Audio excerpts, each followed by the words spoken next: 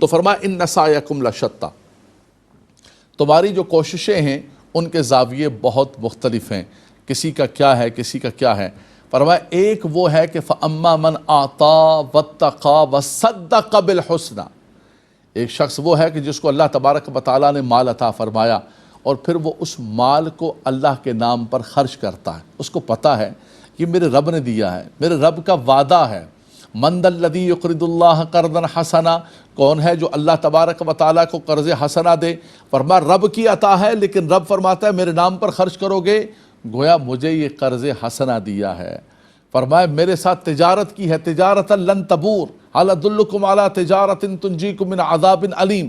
فرمایا یہ رب تبارک و تعالیٰ کے نام پر دینا ہے، اور یہ کیسی تجارت ہے؟ فرمایا مثل الذین ينفقون اموالهم فی سبیل اللہ کمثل حبۃ انبتت 7 سنابل، اللہ اکبر، فی کل سنبلۃ 100 حبۃ واللہ یضاعف لمن یشاء۔ فرمایا جیسے ایک کسان ہے، وہ ایک دانہ زمین کے اندر بوتا ہے، اس دانے کے ذریعے ایک پودا اگتا ہے جس کے اندر 7 بالی ہوتی ہیں، 7 لچھے ہوتے ہیں، 7 بٹے ہوتے ہیں، اور ہر بالی میں فی کل سنبلۃ 100 حبۃ، ہر بالی میں بٹے کے اندر 100 دانہ ہوتا ہے۔ یہ بھی قرآن پڑھ رہا ہوں حضرات گرامی، کوئی گپ شپ نہیں ہے، کوئی انسانوں کا بنایا ہوا فلسفہ نہیں، میرے مالک و مولا کا یہ وعدہ ہے۔ فرمائے ایک دانے کے بدلے میں اللہ نے 700 دانے عطا فرمائے۔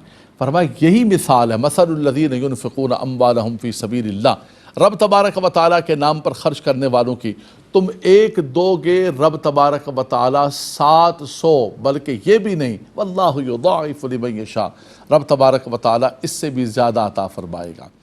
فرمایا لیکن تم کیا سمجھتے ہو، ام حسب الذین یبخلون بما آتاہم اللہ من فضلہ هو خیر لہم بل هو شر لہم سیطوقون ما بخلوا به یوم القیامہ، اللہ اکبر۔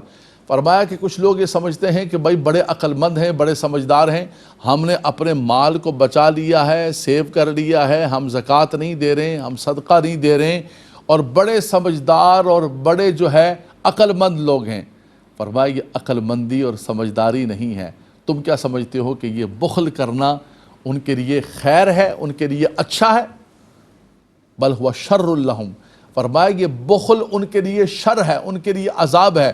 سیطوقون ما بخلوا به یوم القیامہ، فرمایا یہی وہ مال جس کے ذریعے وہ بخل کر رہے ہیں اور اپنے مال کو اللہ کے نام پر نہیں دے رہے ہیں، فرمایا یہی مال قیامت کے دن جو ہے ان کے گلے کا توق بن جائے گا۔ حدیث پاک کے اندر آتا ہے کہ اسی مال کو ایک گنجا سام بنا کر جو ہے ان پر میدان معاشر کے اندر مسلط کیا جائے گا، جو ان کے گلے کے اندر چپک جائے گا اور جو ان کے ہونٹوں کو، ان کی باچھوں کو کھینچے گا اور کہے گا کہ انا مالک و انا کنزک۔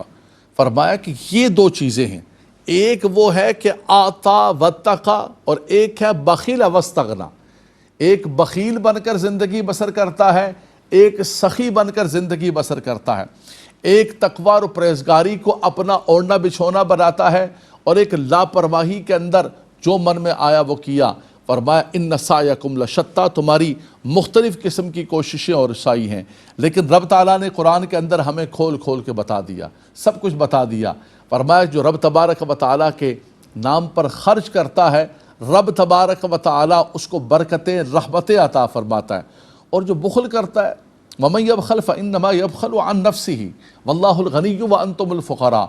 فرمایا تمہارے پاس کتنی دولت ہے، کتنا مال ہے، تمہارے پاس کتنا بھی مال کیوں نہ ہو، ملینر بلینر ٹریلینر کیوں نہ ہو، پھر بھی فرمایا اللہ کے سامنے تم فقیر ہو۔ اللہ غنی ہے، میرے رب کے اتنے خزانے ہیں، وَلِلَّهِ مِيرَاثُ السَّمَاوَاتِ وَالْأَرْضِ، زمین و آسمان کے اندر اتنے خزانے ہیں۔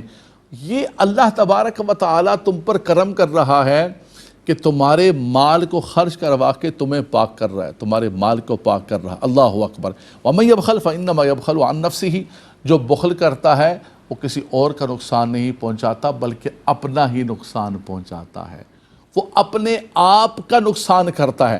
اس لیے فرمایا کہ یہ انسان کی طبیعتیں، انسان کے معاملات ہوتے ہیں، اللہ کے راستے میں خرچ کرنے والے کو رب تبارک و تعالیٰ برکتیں عطا فرماتا ہے، رحمتیں عطا فرماتا ہے، اور ایک وہ شخص ہے جو بخل سے کام لیتا ہے، فرمایا یہ بخیلی اس کو دونوں جہانوں کے اندر تباہ و برباد کرتی ہے۔